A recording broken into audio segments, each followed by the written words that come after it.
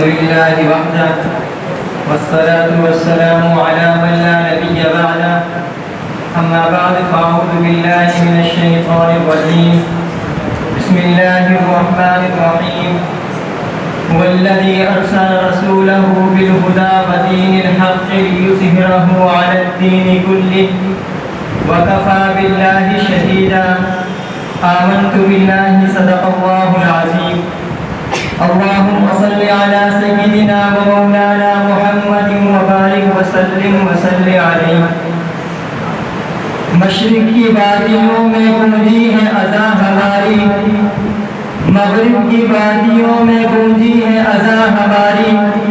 تھمتا نہ تھا کسی سے سیلے رواں ہمارا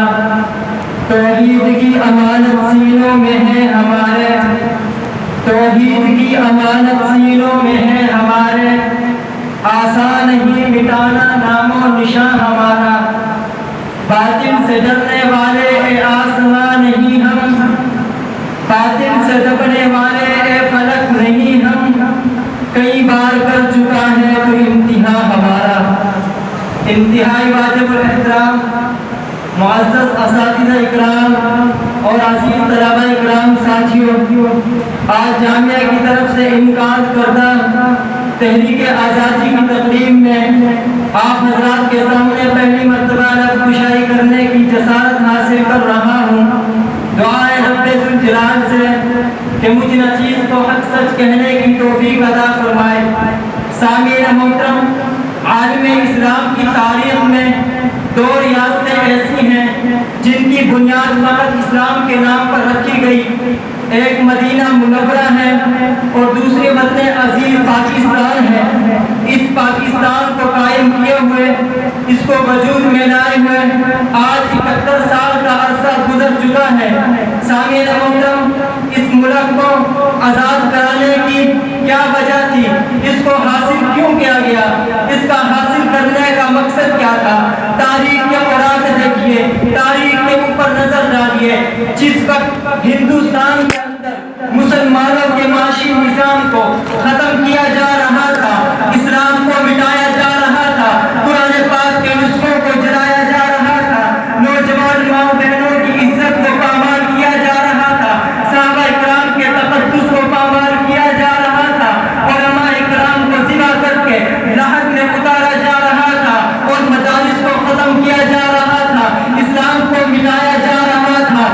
مجاہدین پر مقدمہ چلایا جا رہا تھا اس روسیہ وقت کے اندر رب ذوالجلال نے کلمہ عظیم فرمایا کہ اللہ رب العزت نے علماء ربانیین کی قربانیوں سے اور قائد اعظم محمد علی جناح کی جدوجہد سے ہمیں یہ وطن ملا جن کی قربانیوں سے یہ آزادی میسر ہوئی یہ صرف ہمارے لیے آزادی نہیں تھی بلکہ ہمیں ایک نظام ملا ہے ایک کاج ملا ہے ایک تحریک ملی ہے ایک عزت ملی ہے ایک نظام ملا ہے اور ایک اتحاد ملا ہے یہ ملک پاکستان کی تاریخ ہمیں بتاتی ہے کہ جس طرح اسلام کی تاریخ صحابہ کے خون سے رنگین ہے اسی طرح ملک پاکستان کی بنیاد کے اندر بھی لاکھوں لاشوں کا خون اور کروڑوں ہڈیوں کا سرما سمایا ہوا ہے جی ہاں میرے بھائیوں یہ وطن یہ تحریک آزادی کا دن گلیوں کو سجانے کا نام نہیں بازاروں کو مہکانے کا نام نہیں بلکہ ان شہداء کرام کو خراج تحسین پیش کرنے کا نام ہے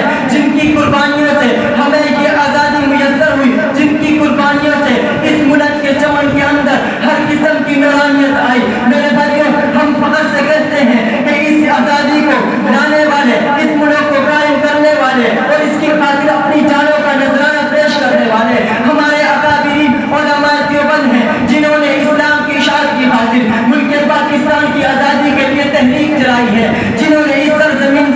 سرزمین کے اوپر پاکستان کا سب سے پہلے جھنڈا لہرایا وہ علماء دیوبند ہیں جنہوں نے ملک کی خاطر اپنی جانوں کا نذرانہ پیش کیا وہ علماء دیوبند ہیں جنہوں نے اس ملک کے مقصد کو کلمہ طیبہ سے تعبیر کیا وہ علماء دیوبند ہیں جی ہاں جنہوں نے دنیا کی کفر کو ہلا کر رکھ دیا اور چار دار عالم کے اندر اسلام کو پھیلا دیا وہ علماء دیوبند ہیں جن کے سامنے نہ کبھی کفر آیا ہے نہ آ سکے گا جب کبھی بھی کفر آیا ہے ہمارے اکابرین علماء دیوبند نے رات کی تاریکی میں اس کو دن کا اجالا دکھایا ہے اور ہمیں یہ بتا دیا ہے کہ